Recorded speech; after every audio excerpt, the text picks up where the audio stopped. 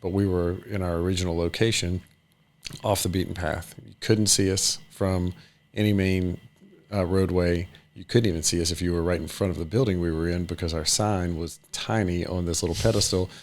So if you came to us, you knew you were coming to us. That was the only way you're getting there. And we ended up biting the bullet, doing a lease deal right off of Settlers Trace, which is near River Ranch, and at the time was our most expensive location.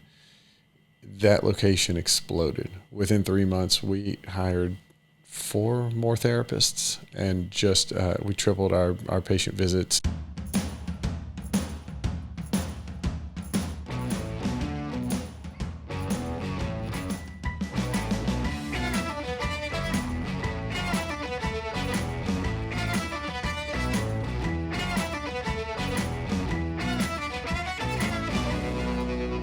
We would like to thank our title sponsor, B1 Bank. B1 Bank knows that entrepreneurs like you are always thinking one step ahead. So you need banking solutions that can keep up.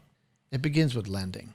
Does your business need working capital or financing for new equipment? How about a real estate or a construction loan?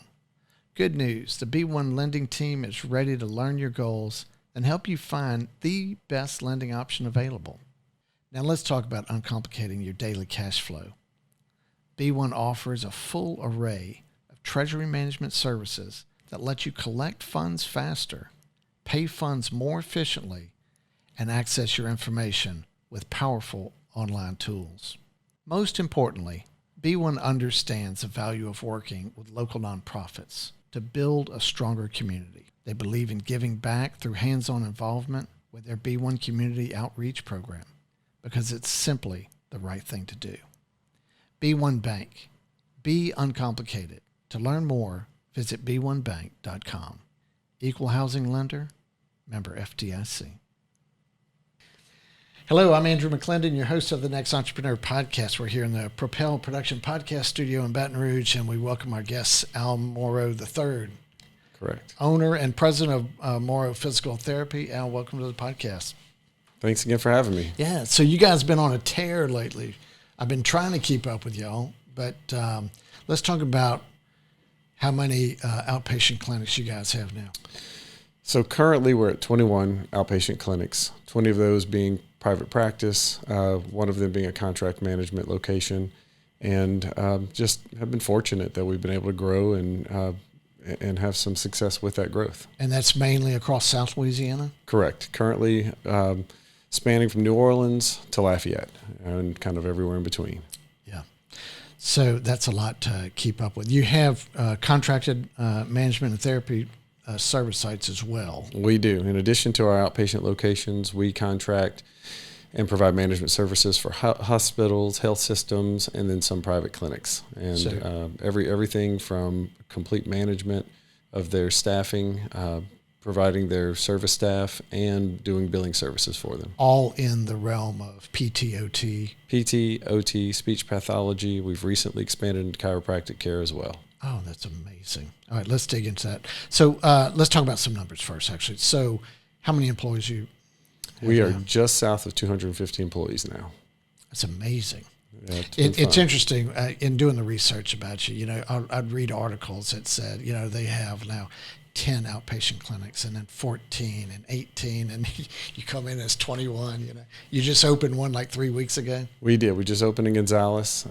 It's been great so far. We're in the Heritage Crossing Shopping Center, which is that new development there. Yeah. Really great site. So we're excited about being in that part. We were in Ascension Parish before in Prairieville, still are there, and just wanted to move a little further south between Prairieville and New Orleans. So like, for example, yeah, in some cities you have multiple locations. How many in Baton Rouge? In Baton Rouge, we have 3. 3 locations. And so how many patient visits would you guess that you have in a year? Off the top of my head, we are doing close to, I would say, 40,000 patient visits a year. That's just amazing. Those are big numbers. So your dad started the business about 45 years ago. Correct. This year is our 45th anniversary. Yeah. We're having a big team party next week, crawfish boil celebration with our team to celebrate the 45th year. So we're excited about that. Yeah, that's fantastic. What a huge milestone. He started here in Baton Rouge? He started actually in Zachary. Did he? Yeah, grew up in Baton Rouge, U-High, Cub, played football for Northwestern, came back, worked for a little while in different areas, Catholic High School and Redemptorist High School being two of the areas he worked. He was a high school coach and teacher. Went back to physical therapy school later in life and came back, worked for a company in Baton Rouge for about 2 years, and then decided it was time to go out on his own. So he opened up a small private practice in Zachary. And how old was he when he did that? I think he was 33 when he opened the practice. 31 when he started practicing, 33 when he opened. Yeah, that's great. And so what did that initial trajectory look like? I mean, when he started, has he ever shared with you, did he have a vision to grow a big business? You know, I think it was different then. Healthcare was different, and managed care had not come in to the picture yet. So for healthcare providers, regardless of their specialty, they were able to go treat patients, do what they did and do it well.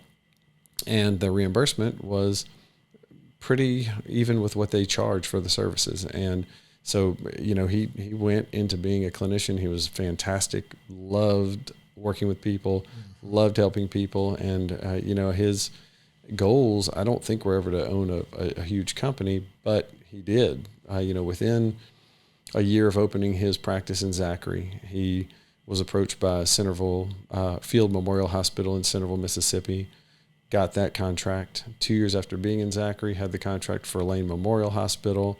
Mid-'80s, opened up a private clinic in Central, and so all of a sudden, he had this big company with 2 hospital contracts and 2 private practices, and was doing really well. I don't think that was ever quite his vision. It's really interesting because he's, you know, you mentioned he's a football coach, right? And then he goes back, gets his degree, you know, in PT and starts that practice, and then he's this entrepreneur business guy, right?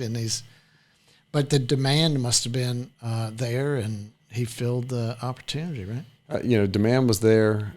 His personality was bigger than life, is bigger than life, and he knew a lot of people. It's amazing for the short amount of time that he coached, I think 1 or 2 years in Lafayette, a couple of years in Baton Rouge, the connections that he made during that. People come up to me every day and say, I know your dad. He coached me at Catholic High School, or he coached me at Redemptorist High School. And he was just at each of those schools for a year. And that just, I think, was the type of person he was. Everybody liked him. Everybody wanted to be around him. And it followed him into the way that he practiced and grew his business. So last week we had Samer Shamia. Dr.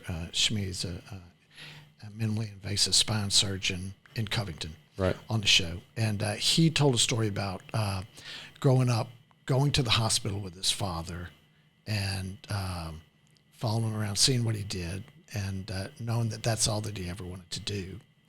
And I read enough to kind of see some similarities there with your story and your father, and that you saw what he did, and tell us a little bit about that.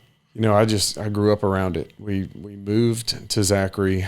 I was 3 years old. I remember moving there for the sake of him opening this business, and so it just was kind of pervasive in our life. My mother was the office manager and the biller, and my father was the provider, so I ended up inevitably around the business a lot. Me and all my siblings did, but it just stuck with me. And so as I grew up, my father did a lot of work with Zachary High School and Central High School, covering football and sporting events, and I would always be there, and I just loved it. I loved being around the athletes. I loved going to the clinic, watching him treat people. And, you know, I was looking back at my eighth grade yearbook the other day, and in that it said, what do you want to be when you grow up? And it was physical therapist. I don't think I ever had a choice. That was what I was going to do. Yeah, that's actually, my mother was a physical therapist. Oh, really? As well. Yeah. That's great. So I'd also read that the most important thing that you learned from your father was how he connected with patients. Yeah. And again, a similarity where I was going with that, I mentioned Dr. Shamia. That's what he learned from his father as well. And I just found that really fascinating, that if you were to learn something from your dad, and he could either teach you how to be a great entrepreneur or how to really connect with your patients and give the highest degree of care, it makes sense that with that you could grow the great business that you have.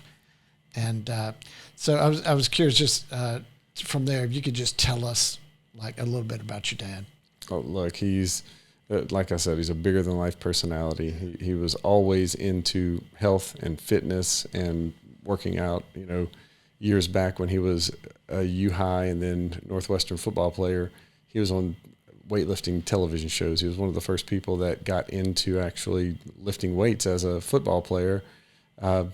Before that, the coaches didn't really want you doing that. They thought you get too bulky and slow. And so he was on the forefront of a lot of this. And then later on, went on to become a physical therapist.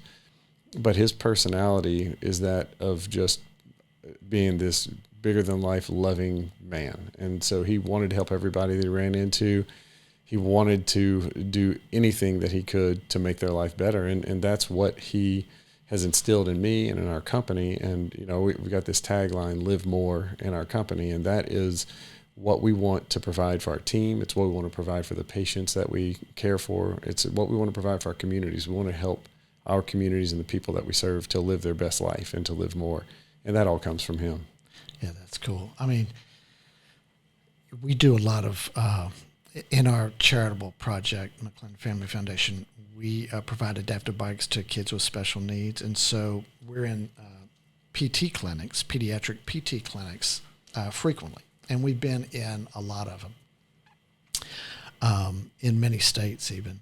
And there's something about that environment where you see the therapist helping a child. Sometimes they're adults, and that are being treated as well. But the care that you see, and of course, most of us have had some form of PT at this point in our lives as well. And it's just a wonderful environment because, they're really, really trying to help you.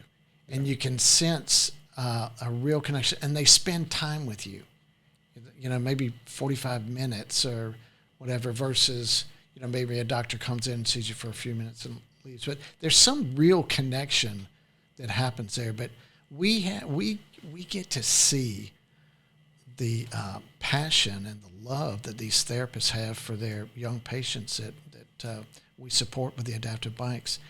And it's really palpable. And it's just a really positive, nurturing environment that it's, I can see where you can have, a lot of fun with that, Yeah, it's outstanding. We need to get together on the pediatric care, though. We have 2 pediatric specific clinics, one in Zachary, one in Opelousas. I'd love to get with your foundation on the adaptive bikes because we could really utilize that and help you guys with some of that as well. Wonderful. We've got some great families. But look, our clinicians, regardless of their specialty, physical therapy, occupational therapy, speech pathology, chiropractic services, they are there to help people. That is what they are there to do. I tell people all the time, what we do is a service.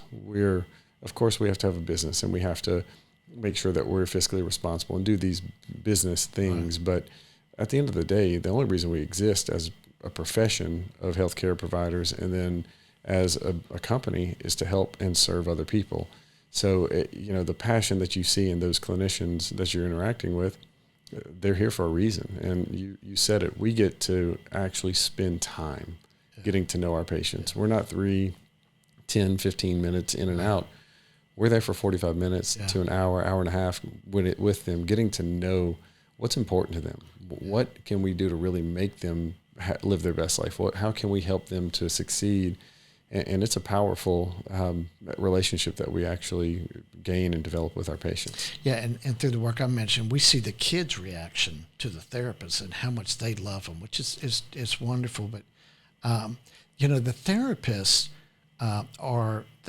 they have the time that they spend with the child.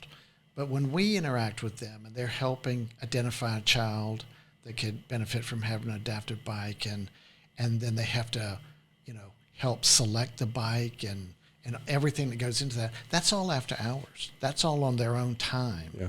And they're so, passionate about doing whatever it takes to help the child I mean, we could not do what we do without the therapist, but it's just I got a very soft spot in my heart for physical therapists because they have helped us so much. So, but I had another question or two about your father, because it's clear that he really had laid down this tremendous foundation in the business, and grew it from early on. I was curious how you look at him as a therapist or this awesome entrepreneur businessman. I just look at him as this incredible positive force in my life. If I had to say who's my hero, it would be him. Yeah. And it's in how he raised me as a son, how he raised my siblings, the way he treated my mother, the way he treated other people. He's just a gentleman, and that's what I think about him. It's funny, I don't even really think of him that much as a physical therapist or an entrepreneur.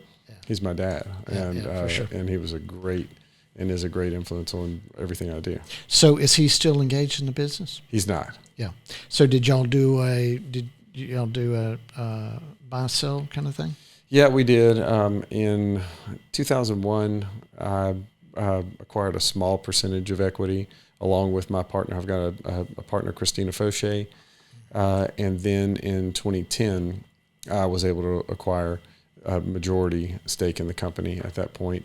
To this day, he and my mother still maintain a stake in the company, but he's been out of operations and working in the company for a number of years now. So were you entrepreneurial as a kid?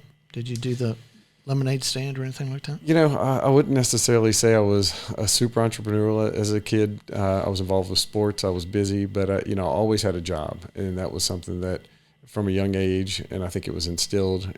I don't know if it was instilled or demanded by my father, but I always had a job. I started, of course, working in the clinics, whether it was painting the walls, cleaning up on the weekends, doing whatever he could have me do as a child laborer, to then I grew up in Zachary, Louisiana, worked at Fenwood Hills Country Club as a lifeguard, and then throughout high school just had jobs in different areas with whether it was working at restaurants, working in clothing stores. I worked at LSU in the rec center as a janitor for my first year at LSU. So I was always doing something, and just staying busy. So Catholic High here in Baton Rouge? Correct. And what was your college? LSU. So at Catholic High, graduated in 92, went to LSU for undergrad, and then to LSU in New Orleans, the Health Sciences Center, for my physical therapy training. And is that a master's? It was a master's while I was there. Right. So I graduated in maybe the second or third to last master's class, and then it switched to a DPT, which is Doctor of Physical Therapy. So all of the new graduate physical therapists are graduating with a doctorate degree. And so to practice physical therapy, you have to have this. Correct. PhD. And so that's how much more? Is it 2 more years? Total schooling now is about 3 years for physical therapy. When I went, it was around 27 months of schooling. Now it's closer to 3 years. And there are practicing physical therapists, obviously, who do not have their doctorate because they're, like me, grandfathered in. I was licensed already. Right. There are some older providers that may still have a bachelor's degree and are still practicing, but once they have their physical therapy license, they're a licensed physical therapist and can practice in the state. So you mentioned your employee count. What percentage are therapists? Of that, our percentage of therapists is about 30%. Okay. So we're right at 90 clinicians total right now. And the rest are? Rest are administrative team members, technicians who help to keep our clinics moving, clean, just getting rooms clean, getting patients ready for their care. Front office staff, billing staff. We have a full in-house billing team, so we're kind of all in one. We do everything within our power to keep everything within house. You mentioned adding chiropractic services. So when you look beyond that, but you've continued to add services. I mean, when your father first started, was it strictly PT? Yes. And then I'm guessing OT and speech. Yeah, so strictly physical therapy, later on added occupational therapy. Did not add speech therapy until we started really expanding the practice later on into more outpatient locations and specifically in hospitals where we had to provide the speech therapy services. In our health system contracts, we not only provide their outpatient care, but we do inpatient rehabilitation. We do acute care services. So we provide the full spectrum of services there. And we've expanded that into our outpatient locations as well. We've got some locations that are very neuro specific, and we provide all three disciplines of PT, OT, and speech pathology for those patients with neurologic injuries. Of course, for our pediatric patients, we have all three disciplines. And, over time, we started seeing this group of patients that we weren't getting. We weren't helping them, but they would call and wanted to get in. And out of whether it was me being stubborn or just past relationships or things I learned and were taught, we always kind of had this adversarial relationship with chiropractic. Yeah. And it made no sense to me at all. Well, growing up with my mother, a physical therapist, and I'm talking in the 80s or something like that, chiropractor was like, it was not something to be totally trusted back then. Like, the word quacks was used frequently, and absolutely. But I mean, it's fair or unfair. I mean, I don't know, but it's progressed obviously tremendously, and so when did y'all add that? We just added chiropractic a little bit over a year ago. Yeah. So our first and only current chiropractor has been with us for just over a year. It's going very well, and again, we're touching a group of patients that we weren't getting before. And then what we're finding that's really interesting is now the internal referral is really working well, where our chiropractor may see a patient that he says, this patient really needs physical therapy, and we get them into PT, and vice versa. Our PTs are learning more about what our chiropractor is able to do and referring to him, and we're now able to give our patients just a much more well-rounded service level. Yeah, when you talk to people that do use chiropractors, they usually talk really well about the benefit that they get from that. So, at what point did you change from being a clinician to leaning more towards management, or was it just a big leap? No, it wasn't really a big leap. It was a gradual progression. So in 2001, really had started to enjoy growing the practice. And kind of the way it would occur is we would locate a place where we thought would be a good spot for a new location. I would go be the clinician, market that area, get to know the people, make relationships with whether it's referral sources, business owners, community leaders, get that practice to a point where it was self-sufficient, bring somebody else in and get them trained up and move on to the next site. And kind of did that for a period of years. And then it got to the point where I was on the road so much because I was treating patients all day, but then I was also in the position now where I'm running this practice and treating patients, that it became just kind of a come to Jesus moment, probably between my wife and I, of, okay, you need to choose a direction here. It doesn't matter which one, but you can't be gone 80 hours a week. So that's really what prompted me. And, I loved being a clinician. I loved treating patients. I love it till today. And every now and then I will still work with a patient here and there, but I had to let that ego go and decide, how can we help the most people? And then beyond just helping our patients, how can we help our team to grow? Because another kind of, I guess, growth spike for us was we started to lose really good team members because we didn't have any opportunities for them. We'd get them to a certain point, and then that was it. They would want an opportunity to become a leader, and we didn't have that for them because we only had so many locations. And so just kind of changed that thought process and said, you know what, we need to provide opportunities for our team to grow. And that is really what changed our trajectory of growing as a company, because growth is not just for the sake of growing. It's to help people in areas that we're not providing care and to give our team members who are with us the opportunity to progress. Absolutely. And So why don't we take a quick break right there, get in a word from our sponsor, and we'll pick it up on the other side. Sounds good. One of our sponsors, MBD Maintenance, is excited to announce that after 25 years, they're rebranding their company name to Pivotal. It's the same ownership, same staff, same location. Just a new name that better represents the services that they provide their clients across the Southeast United States. Pivotal does commercial building construction and renovation.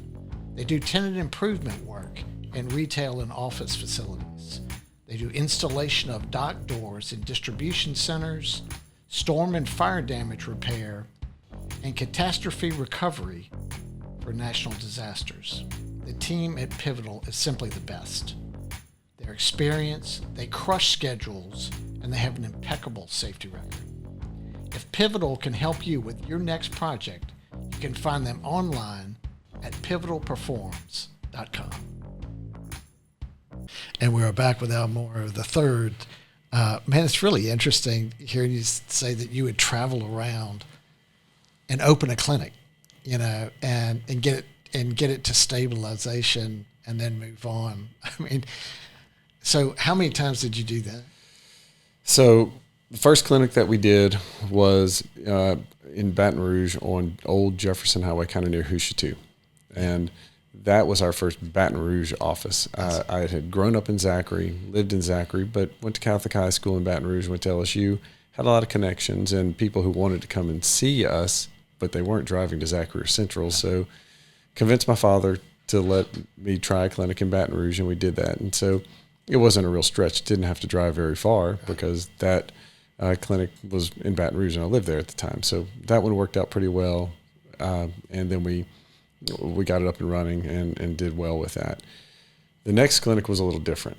It was in Port Barre, Louisiana. And people ask me, why would you start Port Barre, Louisiana? Why'd you pick that? My wife is from St. Landry Parish. She's from Opelousas. And after being there for a long time, getting to know people in healthcare, attorneys, just different leaders in the community, we would constantly have people ask us, when are you going to come put a clinic over here? And so talked to my father, said, I really want to do this. And he said, okay, well, you can, but you cannot open in Opelousas.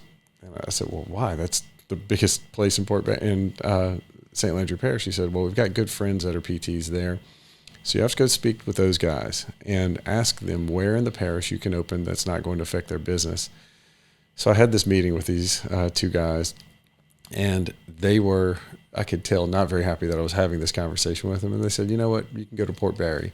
And we went and looked at Port Barre. I was like, there's no way we're going to make this work in Port Barre, Louisiana. And so we rented 300 square feet in the local pharmacy, and I drove there every day. I would do home health throughout the day, introduce myself to physicians and other people in the community during my off time, which was a lot in the beginning, and just try to convince those patients that I was seeing in home health that as they needed to progress to outpatient, just come see me. You'll get to have the same person. So over a 2-year period, we built that clinic in that little 300 square foot space to the point where we purchased a piece of land and built a larger, nicer clinic in St. Landry Parish, and never stepped on the toes of my father's colleagues in Opelousas. Fast forward 3 years later, they called us and said, look, we want to meet with you guys. And that prompted us into acquiring their practice. And 2 of the 3 founders stayed on with us until just recently. One of them retired at the end of 22, and the other is planning on retiring sometime in this year. And that's Jerry Chamberlain and Jude Martin, who are very well-known, outstanding therapists in that area. So that was kind of just my father's wisdom of, you don't go step on people's toes. You don't grow for the sake of growing. Find somewhere that your services are not being offered and put it there. And it worked so well. You had that skill set to go out and find business, build business, and do what it takes to get customers in the door, which is not hard to understand, seeing with where you're at today. But I mean, that's a unique skill set. Not every physical therapist can do that. Maybe not. sure. It's relationships, and that's all it really was. And again, back to learning from my father: build good relationships, don't burn bridges, and good things happen. And that's what we found. So when did you become CEO full time? Full time around 2007. And at that time you had how many clinics? 4 locations. 4.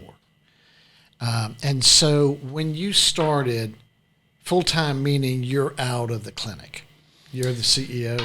No, I was still CEO, but I was still treating patients virtually full time. So I did not get into really being able to be CEO full time and concentrate on running the business until I would say 2010 was the time that that I was able to acquire majority control of the company.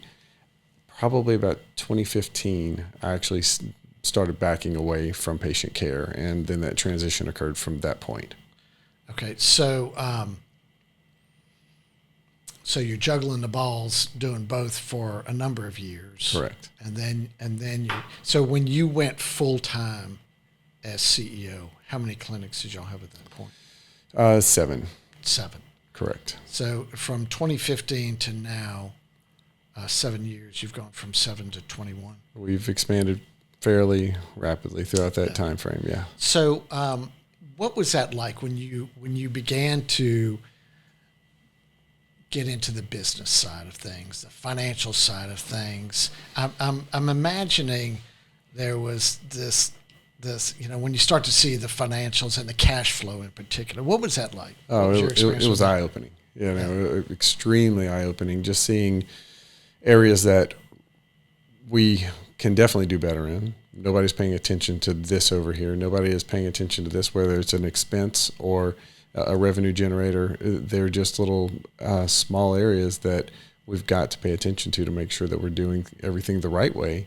And, again, it's a business at the end of the day, but I'm a firm believer if we do the right thing, then those business items do take care of themselves to a degree. And part of that is if I treat you as a patient, I need to document everything correctly, and I need to make sure I'm coding it correctly. That way, you're going to get better. Your insurance will approve further therapy if necessary, and then we'll have good income by doing that. And we're finding little areas where, goodness, we're not documenting this correctly. We're losing because we're getting a denial or we're getting a treatment that is not being authorized because of just poor documentation. So those types of just kind of eye-opening moments, really putting my head into the business.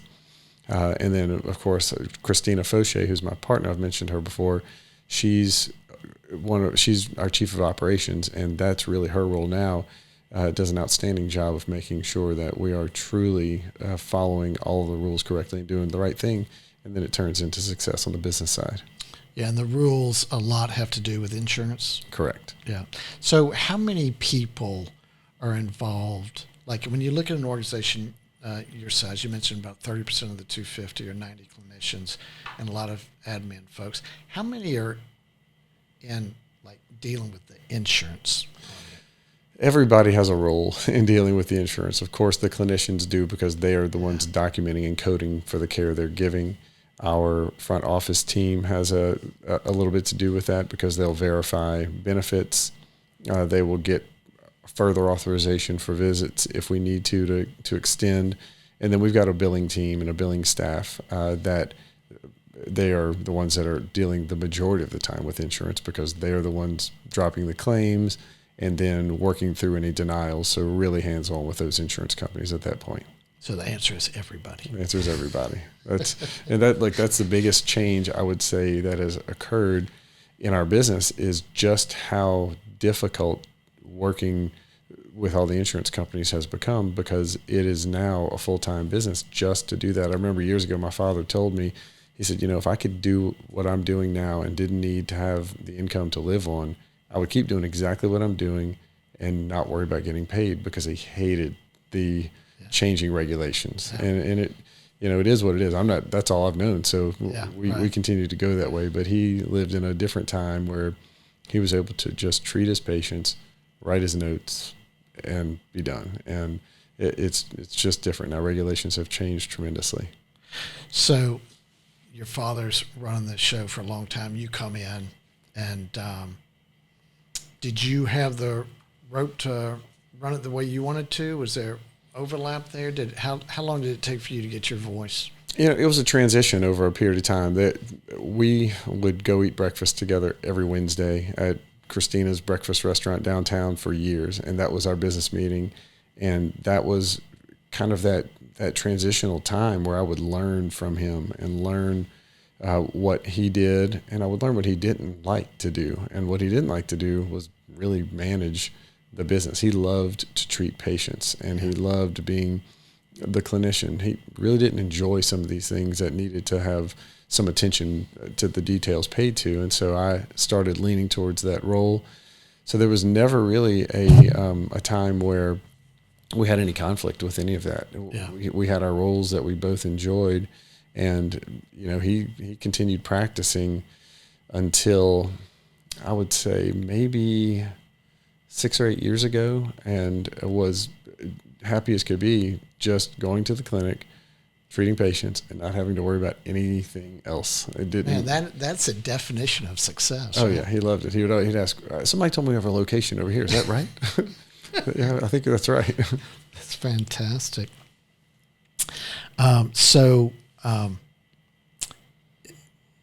In leadership, right? As you're getting new into this, you're developing your management style, your leadership style. How would you define that?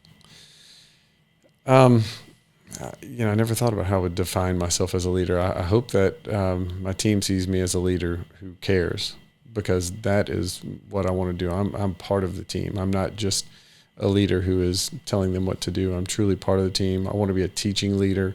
The fact that I am a therapist and I've been in the clinic, I can definitely commiserate with them on some of the challenges they have clinically.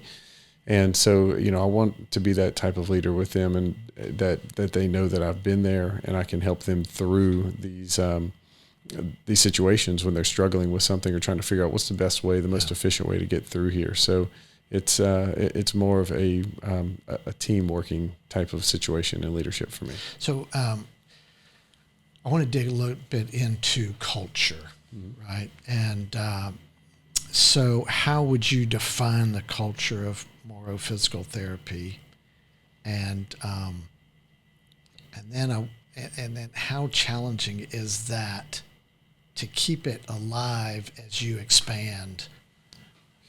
The biggest challenge that I have right now is exactly that, just making sure that we're keeping the culture alive as we expand.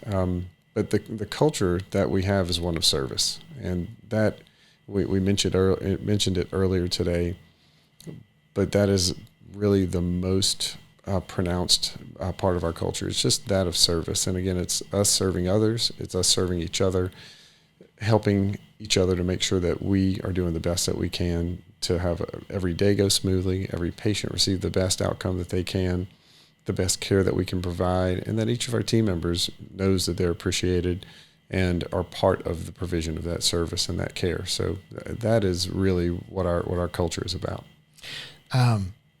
So when you look at like how much energy, I mean, you open. Well, I got a lot of converging thoughts here because there's so much going on. I'm thinking of you opening a new site, and there's staffing, there's real estate, there's equipment, there's patient and process. I mean, all the stuff that you do. I mean, it seems like an endless list. But in all of that is, how does your service in this new location mimic the quality and your the culture that you want with something that you maybe can have a closer hand on? Right. Like I mentioned earlier, we're growing around the right people. It's not necessarily about we want to have a location there, so we're just going to go and open a location there no matter what. If we don't have the right people, that won't occur. And so culture and service is what goes into that decision as well. And there's a ton of things. If I showed you our new clinic checklist, it's a mile long, and there are deadlines starting 6 months out of everything that has to occur for that, whether it's an acquisition or a new clinic opening. there's certain things that have to be done in a certain format to make sure that when we open, that we're ready. But the most important piece of that whole puzzle is the people. And, again, we're growing around the right people, giving opportunities to those who are already on our team. They are part of our culture already. If we find an outstanding fit of somebody who is not part of our team but wants to be a part of this culture and wants to grow into a leadership role, we'll bring them in. We have a mentorship program. We have a leadership development program that they go through. And there's 3 different cohorts basically in that leadership development program. And by the time they're finished with that, we know if they have the capability of being a good leader, but so do they. And that's how we can make some determinations on, is this person the right leader for this particular location or this particular growth that they would like to see and we'd like to see. And so that is how we make sure that as we grow, we're growing well, and that we can that's really the get secret that culture sauce right there. Yeah, it's a leadership training. The thing that I noticed when I've been to PT clinics is the therapists are usually just, they're in really good shape. They know how their body works. Apparently, they know how to take care of themselves. They appear like really healthy. And I think, that's a great place to start, to have a great mindset, and then to be helping people, improve in their lives. I can see where if you're going to start with an employee and want to grow a leader or help someone grow their career, starting with someone that has a good, strong, healthy mindset is a great place to start. Yeah, I think the profession attracts those individuals. Most of the people who get into our field they have some experience with it, whether they had an injury at some point and went through physical therapy or occupational therapy, or they had a parent like you and I who was in the field and they got to really know that was something that they wanted to do. Of course, they're all very strong academically. These are very smart individuals. Yeah. But the kind of the physical well-being portion of it, that's what it's all about. That's what our profession provides. What our profession provides to our customers, to our clients, and so most of our clinicians live that. Yeah, I bounce around here a bit, but I wanted to go back one question on leadership, and you learn from the mistakes that you make, right? And I'm just curious if you could share with us a fail that maybe you recovered from, maybe not, but that you learned a lot from. And then I'll ask you about one that you knocked out of the park, maybe. Yeah, I've had so many fails from early on, just thinking how easy things would be in some points, and trusting people to just do the right thing early on. And I think my biggest fail was probably trusting too early without having the right training in place and the right development in place for certain positions. And, certain people failed, certain locations did not do as well as they could have. Luckily, we've not had a location to fail, but some of them have been much more difficult, especially early on, to get up and running the way that they should be. And that fail really is on me for not having the right development processes in place. I can't blame it on the other individuals at all. I have to look back at me, because our team members, when you look at everybody that works for us, they're incredible. I mean, they want to do well. They want to help people. They're incredibly skilled and passionate about what they do. So from a leadership perspective, that is on me to make sure that we're putting them in the position to succeed and giving them the right tools to succeed in that role. But that is what led you, I'm guessing, to create your leadership development mentorship program, which begins to address that. Absolutely. So a big win. Have you? Is there anything that strikes you like, man, I just knocked that one out of the park? I could point to every clinic and every employee in some way that we have that has done well and say, I knocked it out the park. But, Was it because I did anything? I think my main thing was finding the right people, putting them in the right position to succeed, and we've got a lot of wins with that. I can't really point to a specific, this was just the biggest thing that we've done. We've been very fortunate that as we have grown, it's kind of been steady and consistent. But some of the biggest wins have been finding kind of the special sauce of putting our providers in an opportunity where they can win. If they want to have a career path, that's what we're providing to them. We're not providing just a job that this is your job and you will cap out. If they have the availability of time and they've got the capacity to do more, they will have the opportunity with us. And so if I had to say the biggest win, it's figuring that out, that we have to offer people a true career opportunity, not just a job, because that didn't help us in the past. And we weren't helping anybody else to achieve their goals. Yeah, I mean, that makes so much difference. Even if it's a young therapist that comes in and goes, I could be here a long time. Right. Just what you're looking for. I mean, if you can cut down on turnover, that's huge. Yeah, cutting down on turnover is a big deal. Obviously, the job market right now is crazy. There's a true shortage of people across all levels. But again, having that opportunity to give people a true career path, I think really helps put us into a good position there. Yeah, excellent. All right, Al, let's take another quick break and get a word from our sponsor. We'll be right back. We would like to thank GearTrain for their support of the Next Entrepreneur podcast. GearTrain is a national program management company that specializes in the inspection and audit of conveyor systems, VRCs, robotics, and material handling equipment. GearTrain also manages routine maintenance and repair programs, as well as emergency callouts for clients all across the United States. GearTrain technicians have the experience to keep your automated equipment systems running at peak output. For all of your inspection, audit, and maintenance needs, reach out to GearTrain. They can be found online at GearTrainPerforms.com. And we're back with Al Moreau III. So we've mentioned real estate, opening offices, and you talked about your checklist. Mm-hmm. And I had this, seeing the number of offices that you've opened, number of clinics, I was thinking you must have a real estate SWAT team that, has perfected the art of going down the checklist and doing all the tasks. Yeah, well, we know what our numbers are, and we know where we have to be for our clinic to succeed.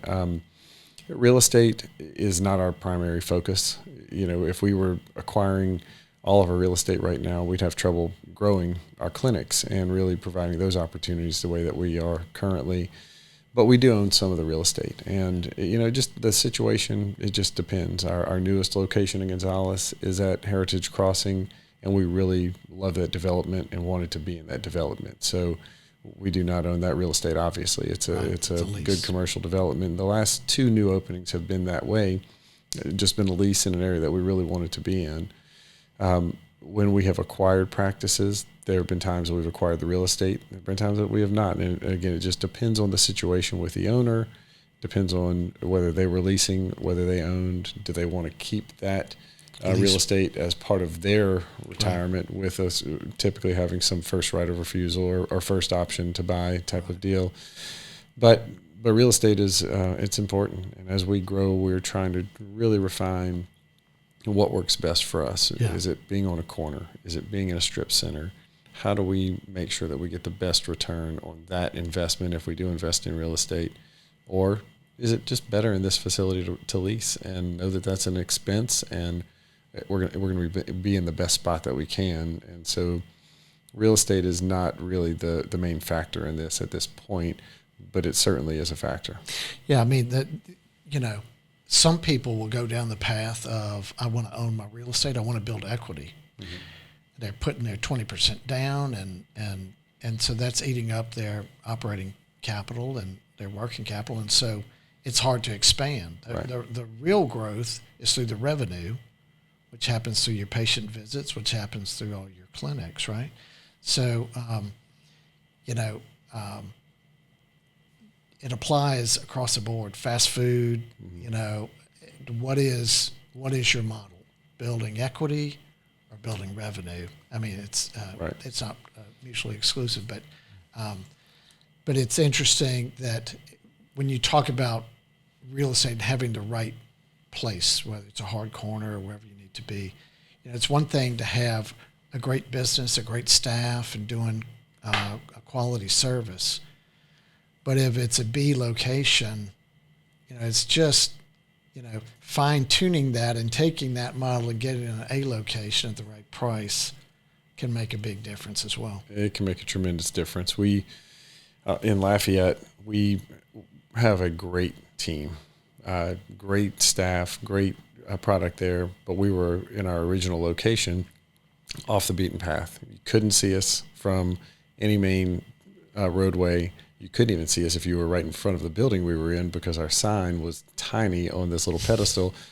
So if you came to us, you knew you were coming to us. That was the only way you're getting there. And we ended up biting the bullet, doing a lease deal right off of Settlers Trace, which is near River Ranch, and at the time was our most expensive location. That location exploded. Within 3 months, we hired 4 more therapists, and just we tripled our patient visits. People knew we were there, but didn't know where we were. Once they knew where we were and what we did, it made a tremendous difference. So being in the right place really makes a difference, and the growth of us owning real estate is not the primary driver of that. So are you seeing economies of scale as you open more offices? Absolutely. What does that look like? That's probably been the biggest positive factor for us as we have grown. We do all of our own internal accounting services, HR, billing, all of that back office administrative overhead that any single provider or even small group practice would have. We're able to absorb that and offer better benefits through our 401k, our health insurance, those other benefits that employees would like to see. But that administrative burden does not increase every time we open or acquire a practice. We're able to absorb that and really save each clinic money. So every time we open up a practice, the percentage that it takes for each of those locations to achieve covering their overhead decreases, which then allows our directors at each of those locations to profit share in a little bit more. That's fantastic. That's great. Let's talk marketing. How do you market? What are your main means of marketing right now? So marketing, this is something that we are constantly trying to figure out what's the best way to market in what we do. Honestly, I feel like the best marketing that we can do is direct to referral source marketing with our clinicians. We want our clinicians to know the other providers out there. We want them to have direct relationships with other physicians who are referring to them and also who we are referring to. A number of years ago, physical therapy in particular gained what's called direct access, and that means a patient can come directly to a physical therapist without a referral or prescription from a physician, and we can evaluate and treat them. But what that really means now is that we're getting patients in that 9 times out of 10, we can treat you, but that 10th time we say, ooh, there's something going on here. I've got to refer you out and have this cleared by a physician. And so we're becoming a referral source back into these physician offices. And so those interpersonal relationships are very important. So we don't have a big marketing staff. We're not out there always on the streets marketing to people. We really want our providers just to create good relationships within their communities and to those referral sources. I mean, that's what you were doing in Port Barre all those years ago, right?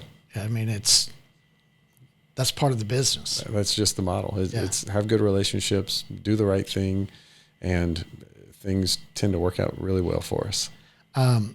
Social media? We're doing more and more social media, really trying to get into some SEO and web-based marketing a little bit more. We've not pulled the trigger on it yet. We're doing some research there, but social media right now is probably our biggest kind of marketing outlet at this point. How are you using that? I mean, what kind of content are you putting out there? It's a little bit of everything. If we have a new provider come on board, of course, we'll announce them through social media. If we have a special event, that will be put out there as well.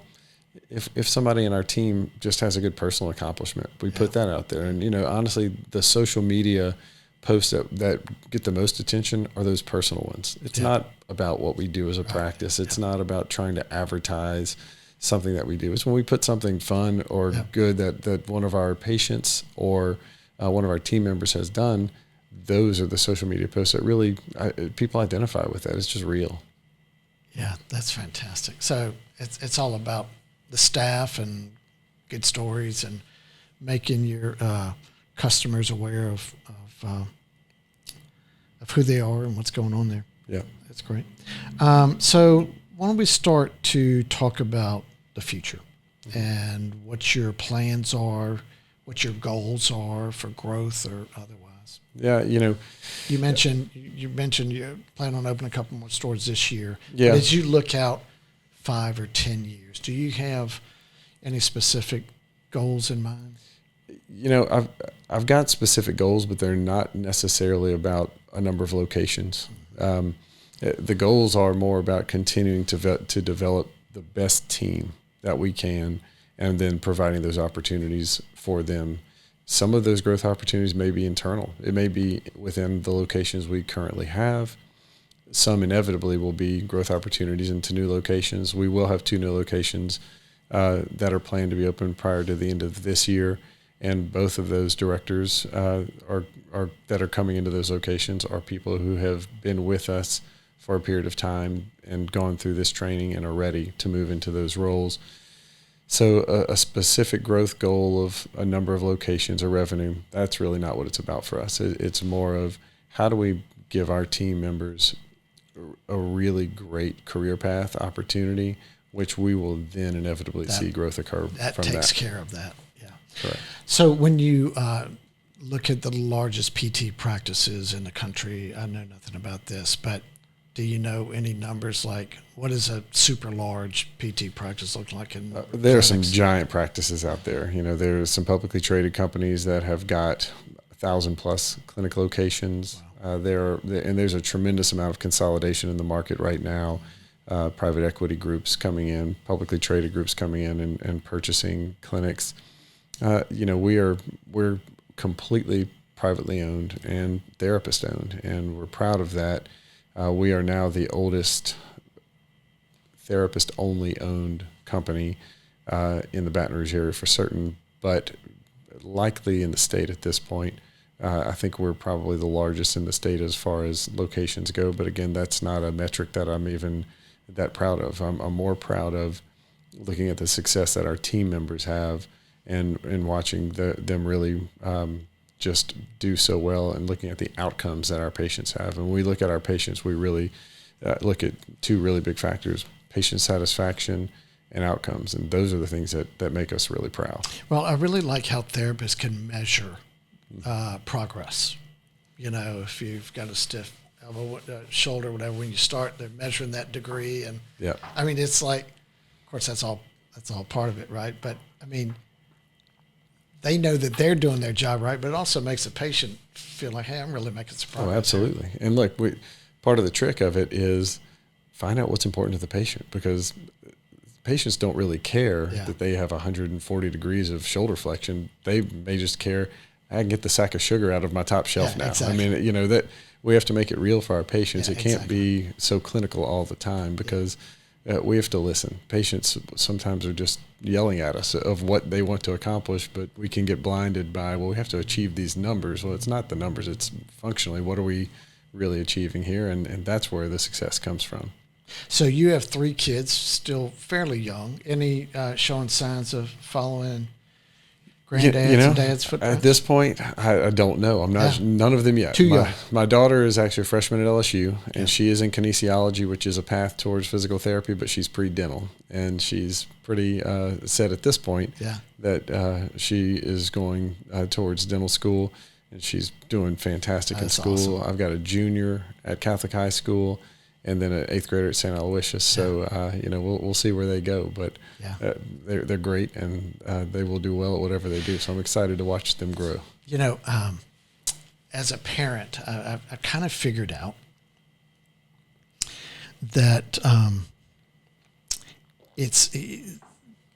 the way that I teach my children is not by sitting down and trying to give them advice. They would probably completely disagree with that, but I really learned that it's, maybe this is a better way to say it, that it's most effective if you just live your life and your children watch you, right? And they're likely to repeat your behavior, good or bad, right? Yeah. And so if you just do a good job, then you're probably setting your kids up with a good foundation. And I think about you watching your dad and learning how he created connections with patients and how he truly was compassionate and cared for them. And that sets you on that path.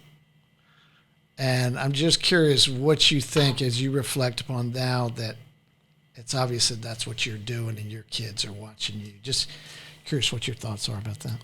You know, I hope that they look at me one day and I had a positive influence on them like that. And I agree with you. You know, I try to live my life and lead by example for them. They're all doing extremely well. Sometimes my wife and I talk about this and say, you know what, we're either doing something right or we're very lucky right now. Either way, it's working. Yeah. But, you know, that is surely something that I'm very conscious and intentional about whenever I'm working with my kids or just being around them with anything. So it made a big difference on me, whether it was intentional on my father's point or not.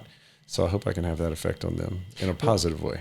Yeah, well, it sounds like you had the most incredible mentor in your father. And I mean, I've learned so much about you in this short period of time, but it's so clear to me why you're successful. You know, the foundation that you had, you mentioned with your father, just your tenacity in building the business, going out there and knocking door to door and you know, connecting with the providers and the community, and then this desire to build a mentorship program and build leaders and build an opportunity for them to have an expanded career. And all you do is that, and you set yourself up for tremendous success. So, look, I want to appreciate you for coming in and sharing your stories, taking your time out of your busy day, and you're running an incredible operation. It's just very impressive. So, well, thank you. Thank you for having me. I really enjoyed it. Okay, this is 2 podcasts back to back. Al Moreau today, Dr. Shamia last week, that were sons of physicians or clinicians, and that learned from them, that watched them as they were growing up doing their business, in which they learned from their parents how to care for their patients and how important that was. And it's just really striking to me that seems to be the fuel for the growth of their business. And in both cases, their business growth has been exceptional. So I think it's a really interesting thing for entrepreneurs to learn that it's not all about the business mechanics or the economics of a deal. If you have the passion to do what you want to do, in this case, care for their patients, and it leads to caring for the staff and then creating opportunities for career growth. I think that is the ultimate secret sauce for these last 2 guests. So I really enjoyed that conversation. Appreciate you guys watching, and we will catch you next time. We would like to thank our title sponsor, B1 Bank. They can be found online at b1bank.com. The Next Entrepreneur is produced by Propel Productions. You can find more information at propelyourstory.com. Don't forget to subscribe to the Next Entrepreneur podcast and hit the bell for notifications.